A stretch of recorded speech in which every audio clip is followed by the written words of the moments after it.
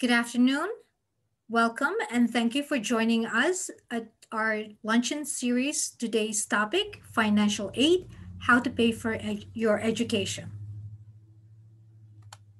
My name is Amy Wright. I am the College Access Mentor with the Northern Arizona College Resource Center, or NACRC for short. If you are not familiar with the NACRC or what we do, we are a free resource to students and to their families with regard to college access. We provide free assistance to students with career exploration, financial aid, which includes completing and submitting the FAFSA application or free application for federal student aid. We offer free assistance to finding and applying to colleges, finding and applying for scholarships. We offer free assistance with ACT and SAT test prep, writing college and scholarships essays, as well as we help students with transitioning into college life. So since our topic today is on financial aid, I have a quick video to share with you on ways that you ideas on how to pay for your own college tuition.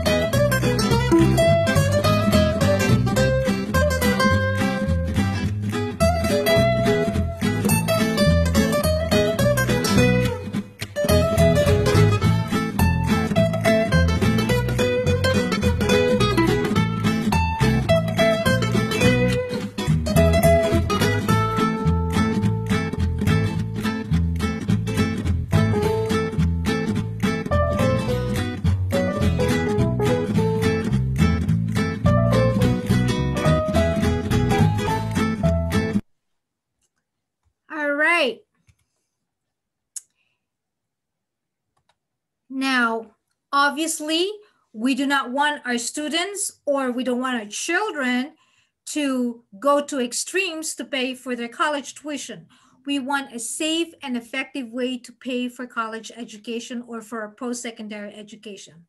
Just like what the reality TV shows would say, please do not do this at home. So there are ways that you can help. There are other ways that you can pay for your post-secondary education, your college education, your trade school or community college education. So what is financial aid? Financial aid is money to help pay for college, trade school, or community college. It is money that will help students and their families to pay for tuition and fees, room and board, books and supplies. Because we all know that pursuing post-secondary education can be very expensive, but there are ways that will help you pay for it. So just a quick poll on a scale from 1 to 10. How confident are you with your knowledge of financial aid? If you don't know anything about financial aid, then you may be a 1. If you know a little bit, but not much, you could be a 5. And if you know everything that you need to know about financial aid, then your score would be a 10. But don't worry, that's what I'm here for. I'm here to show you the types of financial aid that you can look into or that you can use to pay for your post-secondary education. So here we have a diagram of the types of financial aid. We have federal work study, which is amount received that you do not have to pay back. We have scholarships, also money that you do not need to pay back. Grants, award need based on need, do not have to be paid back. And we also have loans, which are money that once you receive, you have to pay back with interest. I will be discussing each types of financial aid as I continue with the slide presentation. So before I move on to the types of financial aid, I want to talk about FAFSA, or the free application for federal student aid. The FAFSA application is your very first step in the financial aid process. This application opens October 1st of every year. Again, it is your very first step in the financial aid process because your FAFSA application is used by colleges, universities, community schools, and vocational schools to determine eligibility for financial aid. Some scholarships also require a FAFSA application.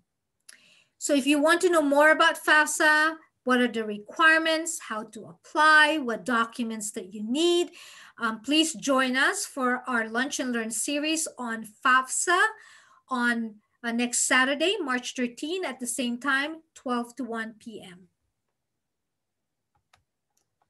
So one type of financial aid is the Federal Work-Study Program.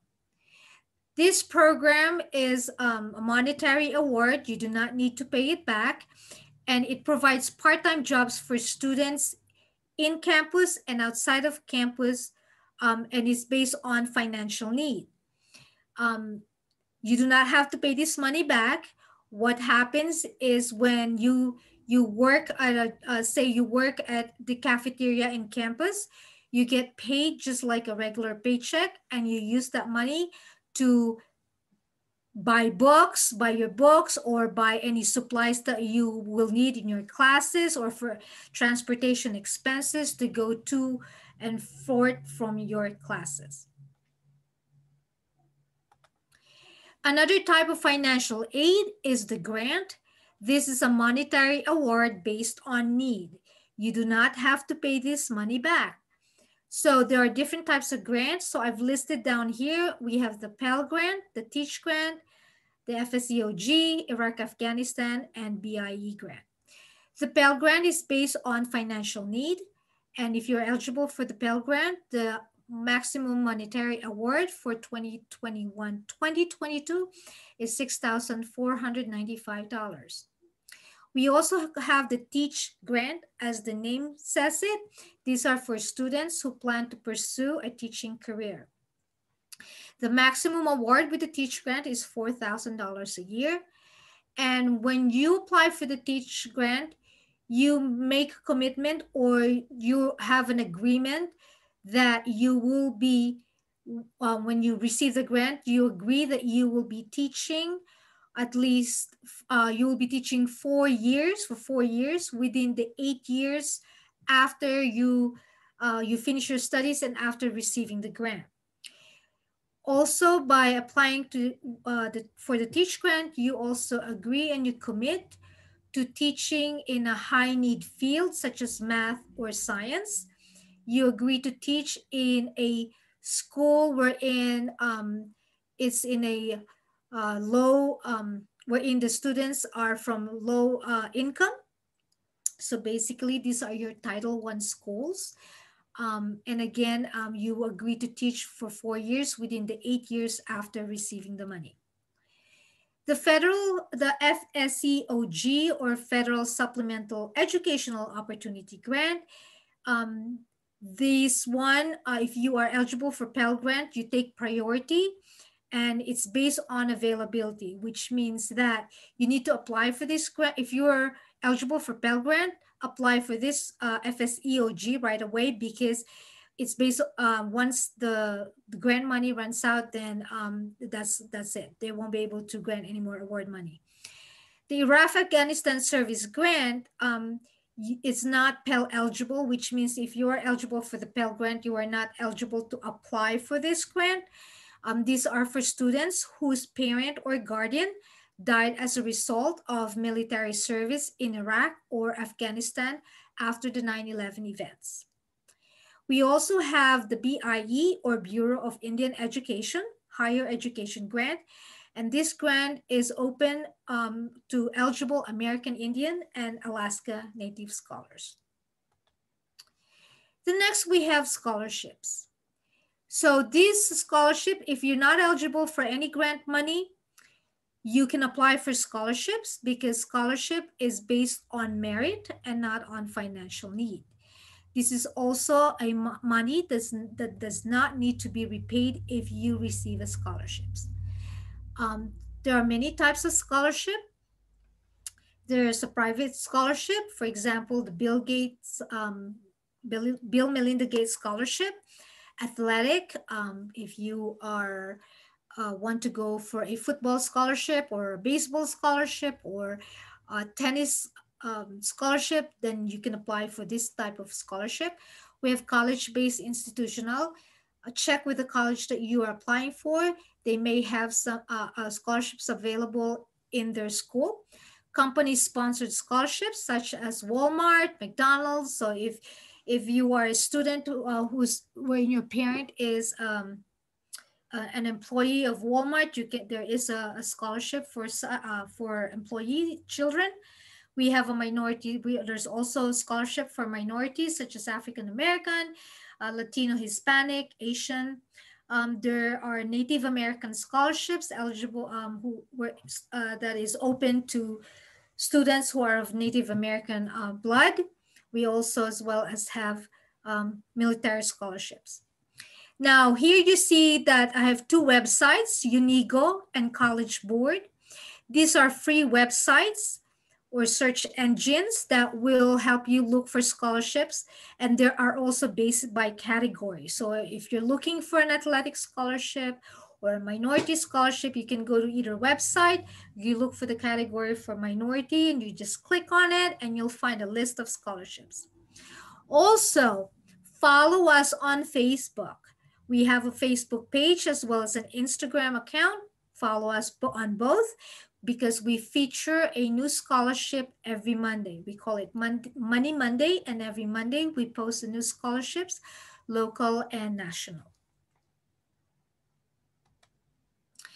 Before I go further, I also want to share with you information about the Arizona Education Savings Plan or Arizona 529 plan. What it's a savings plan which allow parents or grandparents or anyone over 18 years of age to start a savings plan for their child or grandchild or their niece or nephew's post-secondary education. Doesn't matter where your child or where the student is planning to go to college, you can start a savings plan for them. The savings plan, you can start with as low as $15 or $25 per month, or you can put more depending on how much you want to save. The contributions to the account can grow on a tax-deferred basis. What that means is that you're not paying for federal income tax on the savings plan as it continued to grow, as well as when you do not pay, I apologize, you do not pay, there's no federal income tax withheld when you withdraw the money from the account as long as it is used towards college expenses or post-secondary education expenses such as tuition, room and board, and other fees included in the college tuition. There are also different savings plan in the 529 savings plan, there are different plan options according to your desired investment amount. So if you want to save up to $50,000 by the time the student graduates high school, there are different plan options that you can choose from. Your savings can be used at most accredited public colleges, universities, and vocational schools in the US, as well as any eligible foreign institutions that will accept the money. It's a good plan. Some people start the plan because since you can start a savings plan with as low as $15, you can start it as soon as the student is born or as young as a year old if you want. So here's the big question that students and parents alike will be thinking: should I take a loan or not? There are pros and cons in taking a loan, and it all depends on how you want to fund your college education. And I just have a quick comic here that I thought was a little bit funny. Not a little bit, but it's funny to share with you.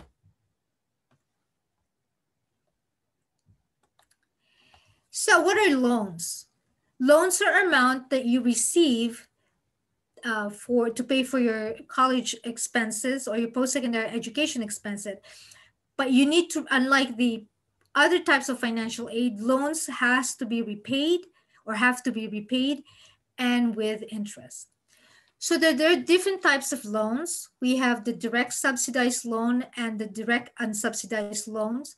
These are federal loans that you can take out in case that you still need money to finance your college or trade school or community college education. So what's the direct subsidized loan? Here, the federal government pays for the interest while the student is in school or while the loan is in deferment. While a direct unsubsidized loan, the interest starts accruing when the money is taken out to pay for the school. What that means is that if you take a direct subsidized loan, you're not paying for the interest while you are in school.